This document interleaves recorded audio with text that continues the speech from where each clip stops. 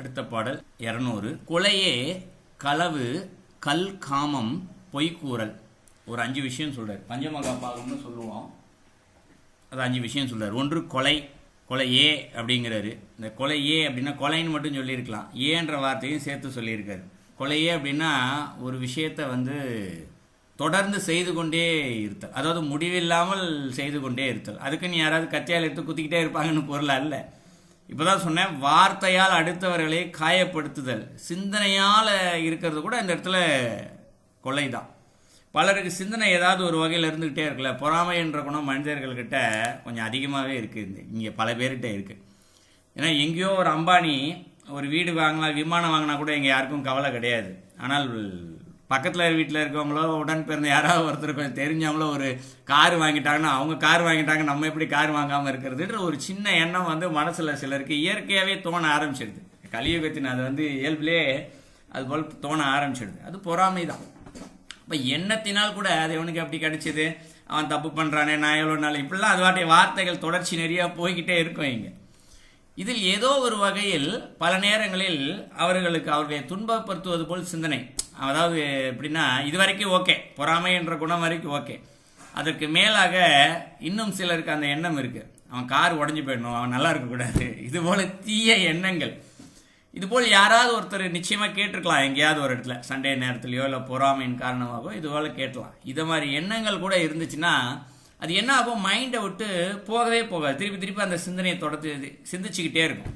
இப்படியாவது அவனுக்கு எதாவது ஆயிடணும், எப்படியாவது அவனுக்கு ஏதாவது ஆயிடணும் அப்படின்னு சொல்லிக்கிட்டே இருப்பான். அதுதான் அந்த இடத்துல ஏ என்று சொல்லக்கூடிய வார்த்தை, கொலையே அப்படின்னு சொல்லக்கூடிய வார்த்தை. இது எப்படி நல்லா புரிஞ்சுக்கலாம்னா, திருமந்திரத்தில் இருக்க எல்லா பாட்டையும் படித்து பாருங்க. முதல் பாட்டிலேருந்து எல்லா பாட்டையுமே முடியும் போது பார்த்தீங்கன்னா ஏ அப்படின்னு தான் முடியும். ஏனென்றால் அது இன்னும் தொடருகின்றது என்று பொருள். இப்போ இன்னைக்கு பார்த்த பாடலே பாருங்க. பாட்டில் நிறுத்துவார் தாமே, ஏ முடிச்சிருப்பாரு. அடுத்த பாடல் மறித்து வைப்பார்களே, ஏ முடிச்சிருப்பாரு. திருப்பி அதே மாதிரி இந்த பாடலை கூட பார்த்து திருத்தலே 4வது அடியில் முடிச்சிருப்பாருங்க.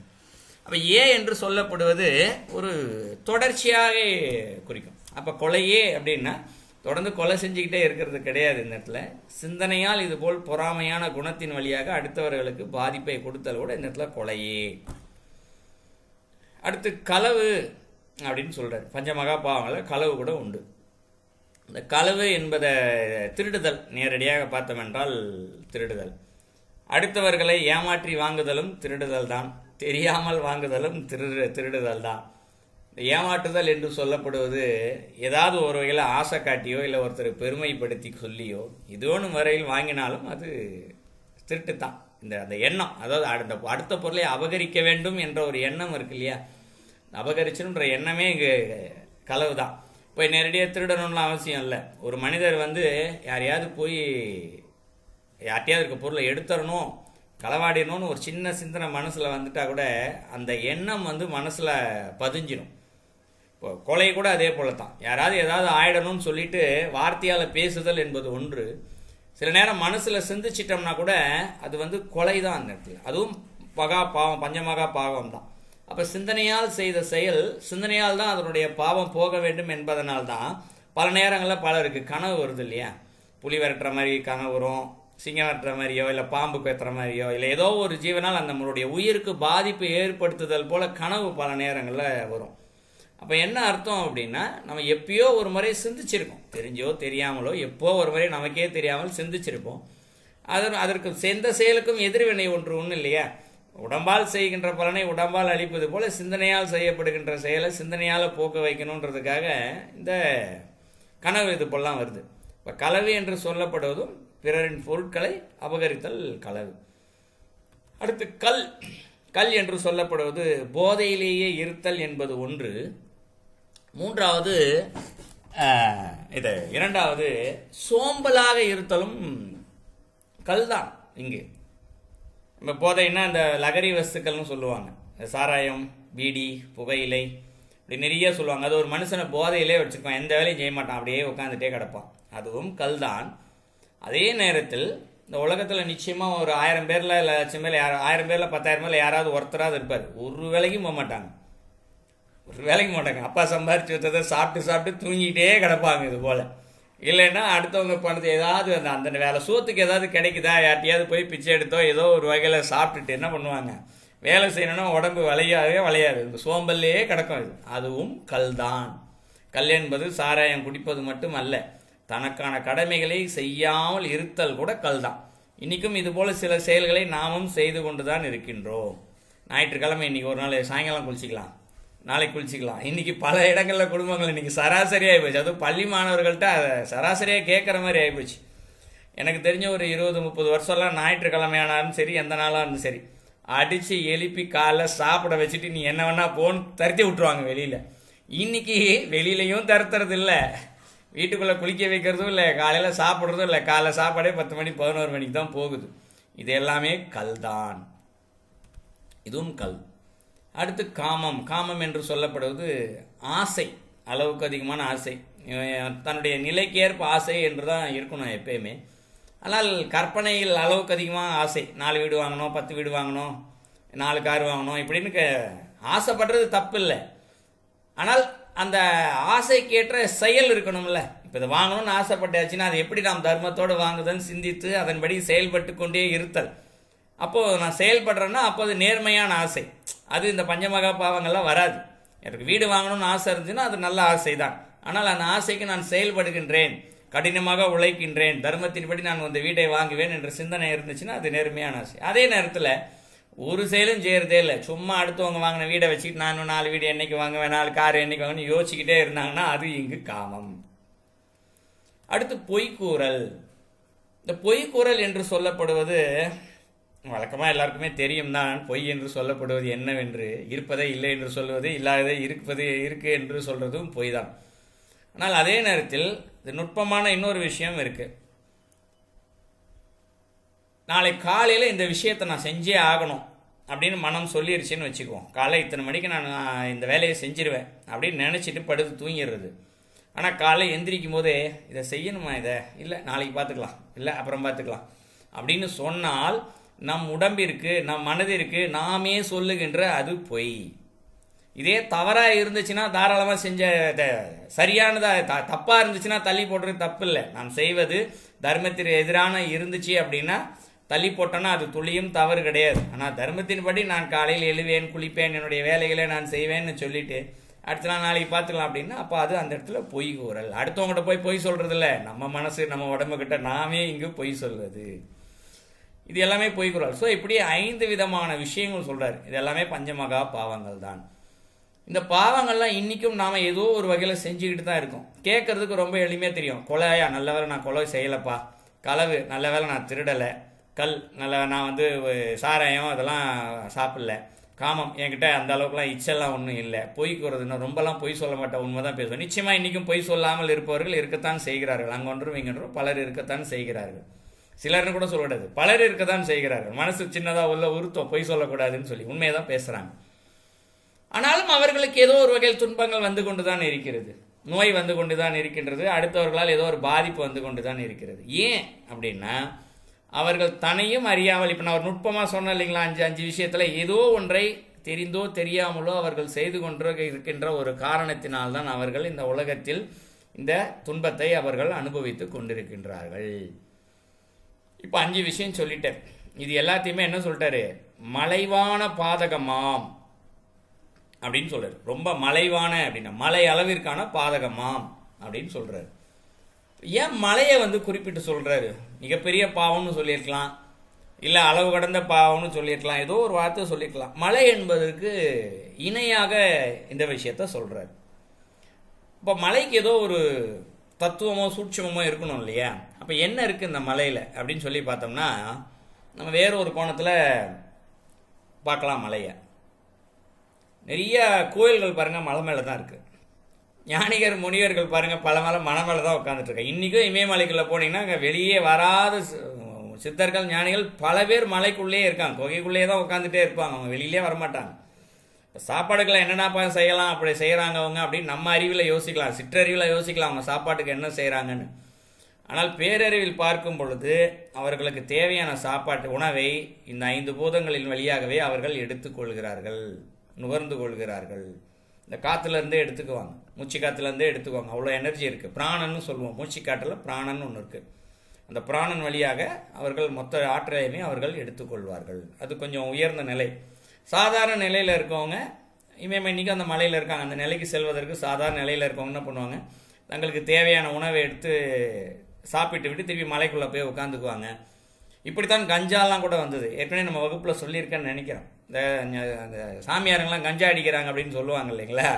கஞ்சா என்பதும் ஒரு இலை தான். அது அந்த இலையை தவறான முறையில் ப்ரிப்பரேஷன் தயார் செய்து சாப்பிட்டால் அது மனிதனுக்கான போதை. அதே நேரத்தில் அதை சரியான முறையில் பயன்படுத்துதல் என்ற ஒன்று இருக்கின்றது. சரியானபடி பயன்படுத்தினாங்கன்னா பச்சைப்பயிறு சேர்ப்பாங்க, அது கூட சேர்த்து பச்சைப்பயிரையும் அந்த கஞ்சா இலையும் சேர்த்து ஒரு சில ப்ரிப்பரேஷன் செஞ்சு என்ன பண்ணுவாங்க, அதை சாப்பிட்டாங்கன்னா ஒரு வாரத்துக்கு பசிக்காது, பாத்ரூம் போகாது. உடம்புக்கு தேவையான அந்த எனர்ஜி மொத்தத்தையும் அந்த உள்ளுக்குள்ளே போன இலை இருக்கு இல்லையா, வயிற்றுக்குள்ளே, அதுவே ஒரு வாரத்துக்கு தேவையான எல்லாத்தையுமே கொடுத்துரும். அப்போ சாப்பாடுன்னு ஒன்று தேவைப்பட்டதுன்னா வெளியில் வந்து உணவுக்கு தேடுறது. ஸோ அப்போ சாதாரண நிலையில் இருக்கவங்களாம் என்ன பண்ணுறாங்க, இதை சாப்பிட்டுட்டு தான் போய் மலை கோவைக்குள்ளே போய் உட்காந்துக்கிறாங்க. இப்போ பல பேர் என்ன செய்கிறாங்க, இதை தப்பாக மட்டும் இப்படி சாப்பிடும்போது ஒரு போதை கிடைக்குதா, அதனால் என்ன பண்ணுறாங்க, சாமியார் தான் கஞ்சா அடிக்கணும் போலன்ற ஒரு மைண்ட் செட்டில் அப்படி போக ஆரம்பிச்சிடுறாங்க. ஸோ இப்படி தான் வந்துச்சு அதெல்லாமே. அப்போ மலை என்று சொல்லப்படுவதில் ஏதோ ஒரு விஷயம் இருக்குல்ல. ஒன்று கோயில்கள்ல எல்லாம் மலை மீது இருக்கிறது, ஞானிகள் சித்தர்கள் எல்லாம் மலை மேலே இருக்கிறாங்க. ஸோ அந்த மலையில் என்ன இருக்குது அப்படின்னு பார்த்தோம்னா, இப்போது ஒரு பெரிய ஞானி ஒருத்தர் இருக்காருன்னு வச்சுக்குவோம்.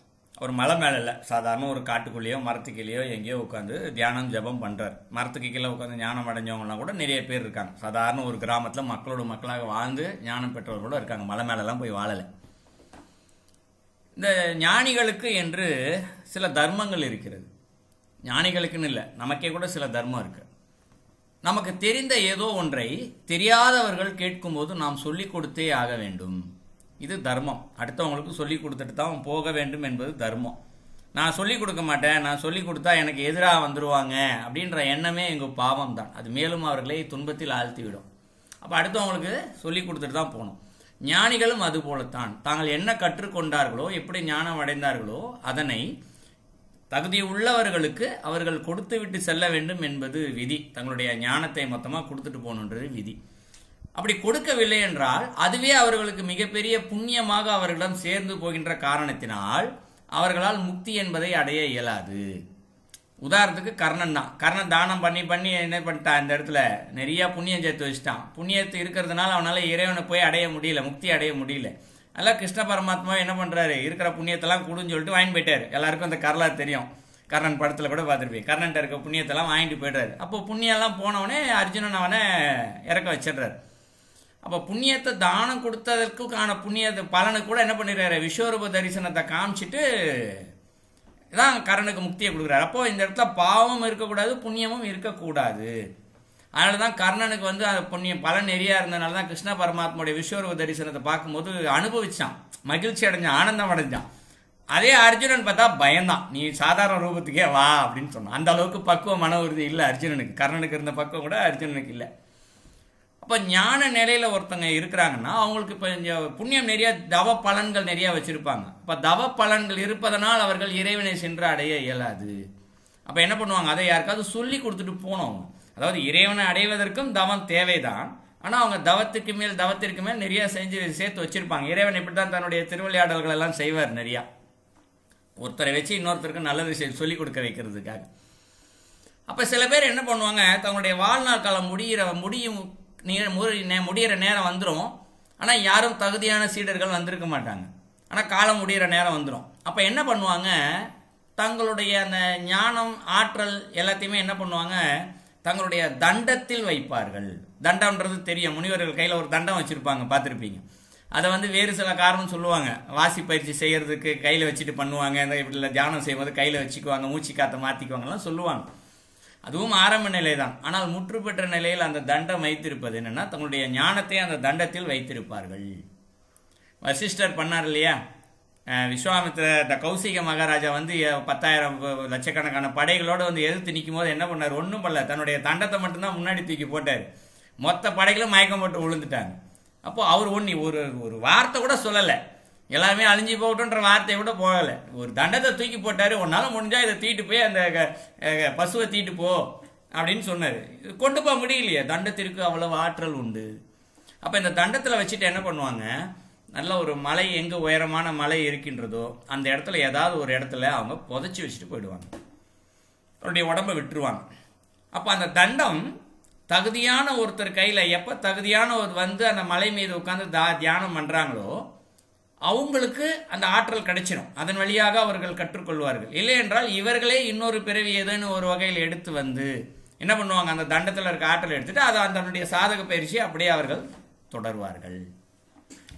ஸோ அப்போ அதனால தான் என்ன ஆயிடுச்சு, இந்த இங்கே இருக்கக்கூடிய மலைகள், எல்லா மலைகளையும் இது போல் ஞானிகள் பல பேர் தியானம் செய்து கொண்டும் இருக்கின்றார்கள். தண்டம் போல பல ஆற்றல்களும் ஒவ்வொரு மலையிலையும் புதைஞ்சிருக்கு. இதை தெரிந்த நம்முடைய சான்றோர்கள் தான் என்ன பண்ணாங்க, எல்லா மலையிலையும் கோயிலை கட்டி வச்சுட்டாங்க. எந்தெந்த மலையிலெல்லாம் தண்டம் இருக்கு என்று தெரிந்ததோ அங்கே எல்லாமே ஒரு திருவிளையாடல் நடத்துவார் இறைவன். உடனே அந்த மலை மேலே ஒரு கோயில் வந்துடும். ஒரு மலை மேலே இருக்க கோயிலுக்கு பிறகு ஒரு புராண கதை இருக்கும். இறைவன் நடத்தி அங்கே கோயிலை வச்சு மலை மேலே ஏறி சாமியை கும்பிட்டுவாங்க. அப்போ ஏதோ ஒரு வகையில் அந்த தண்டத்தில் இருக்கக்கூடிய ஆற்றல் யாருக்காவது ஒரு கிடைச்சு அதை நல்ல வழியாக பயன்படுத்தி கொள்வார்கள். ஸோ அப்போ அந்த மலை என்று சொல்லப்படுவது எதுக்கு சொல்லப்படுதுங்க அப்படின்னா, ஒரு பொருளை பத்திரமாக வைத்திருத்தல். அதை குறையவே குறையாது, எத்தனை யுகமானாலும் சரி அந்த மலையில் இருக்கக்கூடிய ஆற்றல் குறையவே குறையாது. இறைவனோடு சென்று பிரளயத்தில் ஒடுங்குற வரைக்கும் அந்த மலையில் இருக்க ஆற்றல் குறையவே குறையாது, அப்படியே தான் இருக்கும். அந்த மாதிரி இங்கே பஞ்சமகா பாவம்னு செஞ்சிட்டிங்கன்னா அது பத்திரமா தான் இருக்கும், அனுபவிச்சு தீக்கிற வரைக்கும் எங்கேயுமே போகாது என்பதை குறிப்பிடுவதற்காகத்தான் மலைவான பாதகமாம் என்று ஒரு உவமையாக அதை சொல்லப்படுகின்றது. ஏன்னா திருமந்திரத்தில் ஒரு வார்த்தைக்கும் அவ்வளவு பொருள் இருக்கு. அதுபோல் இந்த வார்த்தை சாதாரண மலை மாதிரி இருக்கக்கூடிய பவன் படிச்சுட்டு போயிடும், ஆனால் அதற்குள்ளே இவ்வளோ நுட்பங்கள் இருக்கிறது. அடுத்து என்ன சொல்றாரு, அவை நீக்கி தலையான் சிவனடி சார்ந்தின் பஞ்சார்ந்தோர்க்கு அப்படின்னு சொல்றாரு. அவை நீக்கி அப்படின்னு சொல்றாரு, மலைவான பாதகம்னு சொல்றாரு. அப்போ அந்த 5 விஷயத்தை நீக்கின்றாருன்னா யாரு, இன்னிலேருந்து இப்போ படிச்சாச்சு, முடிஞ்ச அளவுக்கு அதை செய்யாமல் இருக்கிறதுக்கு முயற்சி பண்ணணும். கஷ்டம்தான், கலியுகத்தில் ரொம்ப கஷ்டம்தான், ஆனாலும் முயற்சி செய்தல். அவை நீக்கி என்ன செய்யணும், இனிமேட்டு இதை செய்ய மாட்டேன்ப்பா அப்படின்ற ஒரு வைராக்கியத்தை முதல்ல மனசுக்குள்ளே எடுத்துக்கணும். எடுத்துக்கிட்டு தலையான் சிவனடி அப்படின்றாரு. அதாவது எப்படியாவது அந்த சிவனுடைய திருவடியை சேர்ந்தே ஆக வேண்டும் என்று ஒரு தலையாய குறிக்கோள். இந்த குழந்தைங்களுக்கு ஒரு பொம்மை வாங்கி கொடுக்குறோன்னு சொல்லிட்டா, நான் வாங்கி தரேன்னு சொல்லிட்டேன்னா அது வாங்கி கொடுக்குற வரைக்கும் விடவே விடாது. நொச்சுன்னு அது அழுது தீர்த்து அது வாங்குற வரைக்கும் விட்டவே விடாதுங்க அந்த பசங்க. அந்த மாதிரி இறைவன் அடைஞ்சே தீரணுன்ற ஒரு குறிக்கோள் இருக்கணுமா இங்க. அதையான் தலையான் சிவனடி அப்படின்றாரு. சார்ந்தின் பஞ்சார்ந்தோருக்கு அப்படின்னு சொல்றாரு. அதாவது அந்த சிந்தனை இருக்கு இல்லையா, அதுலேயே சார்ந்து இருக்கணுமா. இறைவனுடைய திருவடி சேரணுன்றது எண்ணம் வந்துடுச்சு, இது பஞ்சமகா பாவம் செய்யக்கூடாதுன்னு மனசுல உறுதி எடுத்தாச்சு, சிவனடி சேர்ந்தே ஆகணும் பண்றது வச்சாச்சு. எப்படி சேர்றது அப்படின்னா, அந்த எந்த செயல் செய்தாலும் எந்த சிந்தனை செய்தாலும் அதில் சிவனை சார்ந்தே இருக்க வேண்டுமா. ஒரு சாப்பிட போறோம் அப்படின்னா கூட சரி, சிவனே சாப்பிட போறேன், சாப்பாடும் நீயா தான் இருக்க, சாப்பாடு எண்ணத்தையும் நீ தான் கொடுத்த, பசியாகவும் நீயா தான் இருக்க, செரிக்க வைக்கிற நெருப்பாகவும் நீயா தான் இருக்க, இப்படி எல்லா பொருளும் நீயா தான் இருக்குன்னு சொல்லி சிந்தனை. அடுத்து செயல், கார் ஓட்ட போறமா, காராகவும் நீயா தான் இருக்க, அதில் இருக்க ஆற்றலாகவும் நீயா இருக்க, ஓட்ட வைக்கிற அறிவும் நீயா தான் இருக்க. இப்படி அந்த சார்ந்து யார் ஒருவர் இருக்கிறார்களோ அவர்களுக்கு இல்லையாம் இவை ஞானானந்த திருத்தலே, ஞானானந்தத்து இருத்தலே அப்படிங்கிறார். இல்லையாம் அப்படிங்கிறார். என்ன இல்லையா, யார் ஒருத்தர் இந்த ஒரே ஒரு செயலை செய்கிறாங்க, ஒன்று நீக்கிறது, 5 மகா சாவம் செய்யவே மாட்டேன்டாப்பான்னு சொல்லிட்டு ஒரு வைராக்கியத்தோடு இருக்கிறது என்பது ஒன்று. 2வது சொல் செயல், ரெண்டுத்திலையுமே என்ன இருக்கணுமா, இறைவனை சிந்தித்து கொண்டே இருத்தல் என்பது ஒன்று. இந்த 2 விஷயத்தை செஞ்சிட்டோம்னா அவங்களுக்கு இந்த 5 மகா பாவங்கள் செஞ்சால ஒரு மலைவான பாதகம் ஒன்று செஞ்சு வச்சிருக்கோம் இல்லையா, மலை மாதிரி அசையாம உள்ள இருக்கு இல்லையா, அது இல்லையாம் அப்படிங்கிறார். அப்ப அதையெல்லாம் நாம் அனுபவிக்க வேண்டியது இல்லை, அதைத்தான் சொல்றாரு. அப்ப அது துன்பத்தை அனுபவிக்கிறது இல்லையான்னு ஒன்று சொல்லிட்டாரு. அடுத்து என்ன சொல்லிட்டாரு, இவை ஞானானந்தத்து இருத்தலே அப்படிங்கிற. அப்ப என்ன ஆயிடுச்சு, அப்போ சிற்றறிவு சென்று அங்க பேரறிவு ஞானமானது கிடைக்க ஆரம்பிக்கும். ஏன்னா இப்ப சிற்றறிவுல இருக்கனாலதான் அந்த பஞ்சமகா பாவமே பண்ணிக்கிட்டு இருக்கோம். அப்ப பஞ்சமகா பாவம் பண்ணக்கூடாதுன்றதுல உறுதியோட இருக்கணும். அப்படி இருந்தோம் அப்படின்னா என்ன ஆயிடுச்சு, அப்ப பேரறிவு ஞானம் பெற்றுட்டோம்னா இந்த தப்பு பண்ண மாட்டோம். இப்ப பேரறிவு ஞானம் பெற்ற ஞானிகள் சித்தர்கள்லாம் இருக்காங்க, அவங்க இந்த பஞ்சமகா பாவத்தை ஏதாவது ஒன்று பண்றாங்களான்னா பண்ணவே மாட்டாங்க. அவங்க இயற்கையாகவே அந்த எண்ணம், அந்த துளியளவு எண்ணம் கூட அவர்களுக்கு இருக்காது. ஏன்னா அவங்க பேரறிவு ஞானத்துக்கு போயிட்டாங்க. அப்போ நாமும் அந்த உறுதியான மனநிலையில் இருக்கும் பொழுது அப்போ இயற்கையிலே அதற்கான செயலையும் செஞ்சுக்கிட்டே இருக்கும், சிந்தனையில் இறைவனை வச்சுக்கிட்டே இருக்கும். அது பேரறிவு ஞானமாக அங்கு மாறிவிடுகின்றது. இது நாலாவதடியில் சொல்கிறேன். ஸோ நாலடிக்கும் சேர்த்து பொருள் பார்த்தோம் என்றால் இங்கே கொலை, களவு, கல், காமம், பொய்க்கூறல் என்று 5 மகா பாதகங்கள் இங்கே இருக்கின்றது. அவற்றை செய்து விட்டோம் என்றால் சொல்லால், செயலால், சிந்தனையால் எப்படி செய்தாலும் அதற்கான தண்டனைகளை அனுபவித்தே இங்கு ஆக வேண்டும். அப்போ இது ஏற்கனவே செஞ்சிட்டோம், அதனால தான் பிறவி எடுத்திருக்கோம். இப்போ இதிலிருந்து தப்பிக்கிறதுக்கு என்ன செய்வது அப்படின்னா, முதல்ல இங்கே பஞ்சமகா பாவங்கள் செய்யக்கூடாது என்பதை முதலில் மனதில் ஒரு ஆழமான உறுதியை எடுத்துக்கொள்ள வேண்டும். எடுத்துக்கொண்டு அதன்படியே இங்கு செயல்பட ஆரம்பித்தல் வேண்டும். ஆரம்பித்து சொல், செயல், சிந்தனை எல்லாத்துலேயும் இங்கே இறைவனை மட்டுமே சார்ந்து இருந்து சிந்தித்து கொண்டே இருந்தோம் என்றால் இந்த பாதத்திலிருந்து நாம் தப்போது மட்டுமல்லாமல் பேரறிவு ஞானமும் இங்கு கிடைக்கும். அந்த பாடலுடைய கருத்து. ஐயா வணக்கம். வணக்கம். இது இப்ப சொன்னது ஏன் புலால் மறுத்தல்ல வருது ஐயா? இது இரண்டாவது பாடல் ஏன் புலால் மறுத்தல்ல வருதுன்னு சொல்றீங்களா? நீங்க புலால்னா நம்ம ஒரு மாமிசத்தை தானே புலால்னு சொல்லுவோம். இங்க கொலையெல்லாம் எப்படி புலால்ல வருது அப்படின்னு சொல்லிட்டு நீங்க பஞ்ச மகாபாதங்கள் வந்துட்டு சொல்றீங்க. இப்போ நம்ம ஜீவகாருண்யம் முதல் பாடல சொல்லியிருந்தோம். ஜீவகாருண்யம்னு ஒன்று சொல்லியிருந்தோம் இல்லைங்களா? ஜீவகாருண்யத்தை தவிர்த்து எதை செய்தாலும் அது எல்லாமே புலால் தான். ஜீவகாருண்யத்தை தவிர்த்து என்னெல்லாம், அதாவது அடுத்த உயிர்களுக்கு சொல்லால், செயலால், சிந்தனையால் என்று அறத்தின்படியே இங்கே நடக்க வேண்டும். அது இல்லாத எந்த செயலாக இருந்தாலும் அது புலால் தான். புலால் என்பது ஒரு இறைச்சி, அதை கடித்து சாப்பிடுவது என்பது மட்டும் அல்ல. புலால் என்பது இறைச்சி என்பது மட்டும் அல்ல இல்லையா? அதனுடைய இன்னொரு உயிர்களுக்கான பாதிப்புகள் எல்லாமே இங்கே புலால் தான். இப்போ இதை நல்லா புரிஞ்சுக்கலான்னா, வள்ளலார் ஜீவகாருண்யம் அப்படின்னு தான் சொல்லியிருப்பார். நிறைய பாடலை பார்த்தா ஜீவகாருண்யம் ஜீவகாருண்யம் இந்த வார்த்தையை தான் அதிகப்படியாக அவர் பயன்படுத்தினார். இப்போ ஒரு உயிரை கொல்றாங்கன்னு வச்சுக்குவோம், புரிஞ்சுக்கிறதுக்காக சொல்கிறேன். ஒரு உயிரை கொல்றாங்க அப்படின்னா அப்போ அது எவ்வளவு துடிக்குது, அளவு கடந்தமான அந்த துடிக்குது. அந்த துடிப்பு என்பது அங்கே இருக்கக்கூடாது, இந்த அப்படின்ற அந்த வலியோ, உடல் வலியோ, மனவலியோ அது இருக்கக்கூடாது என்பது தான் நாங்கள் வள்ளலாருடைய முதன்மையான குறிக்கோளாகவே இருந்தது. நீ கத்தியத்து குத்தாத, அதை கொல்லாத, அறுக்காத, இந்த வார்த்தையை அவர் ரெண்டாவதான் பயன்படுத்துகிறார். முதல்ல அவர் பயன்படுத்துகிற வார்த்தையே அந்த துடிப்பு, மன வருத்தமாக இருந்தாலும் சரி, துடிப்பு வலியாக இருந்தால் எதாமே இருக்கக்கூடாது என்பதான் இந்த இடத்துல ஜீவகாருண்யத்தை வலியுறுத்தினார். இப்போ மேலே ஒரு 5 விஷயம் சொல்லியிருந்தோம் இல்லைங்களா? கொலை, களவு, கல், காமம், பொய்க்கூறல். இந்த 5 விஷயத்திலையுமே நிச்சயமாக அடுத்த உயிர்கள் ஏதேனும் ஒரு வகையில் பாதிப்படையும். அடுத்த உயிர் பாதிப்படையதோ இல்லையோ, நிச்சயமாக நம்முடைய மனமே பாதிப்படையும். இப்போ இதை புரிஞ்சுக்கிறதுக்காக நான் ஒரு வார்த்தை, ஒரு சின்ன விஷயம் சொல்கிறேன். இப்போது எல்லா மனிதர்களும் ஏதேனும் ஒரு நேரத்தில் சிறு கவலையாவது ஒன்று இருக்கும் இல்லைங்களா? சின்ன கவலையாவது ஒன்று இருக்கும். அகத்தியர் தன்னுடைய நூலில் குறிப்பிடுறாரு, எந்த மனிதன் அளவு கடந்த கவலைப்படுகின்றானோ, அளவு கடந்தன்ற வார்த்தை கூட இல்லை, வெறும் கவலைப்படுகின்றானோ அவனுக்கே பாவத்தை செய்து கொள்கின்றான் அப்படின்றார். இந்த வார்த்தை கேளுங்க, ரொம்ப வித்தியாசமாக இருக்கும்.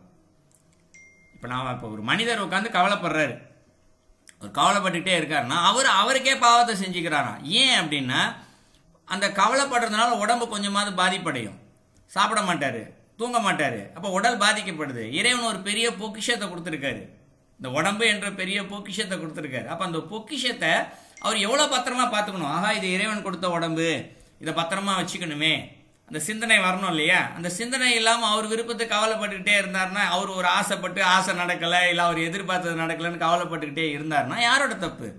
அது ஏன் அவருடைய உடம்பை, இறைவன் கொடுத்த உடம்பை ஏன் அவர் பாதிப்படைய செய்கிறார் இல்லைங்களா? அப்போ இதெல்லாம் இந்த ஜீவகாரன் அவருக்கே செய்கின்ற துன்பம்.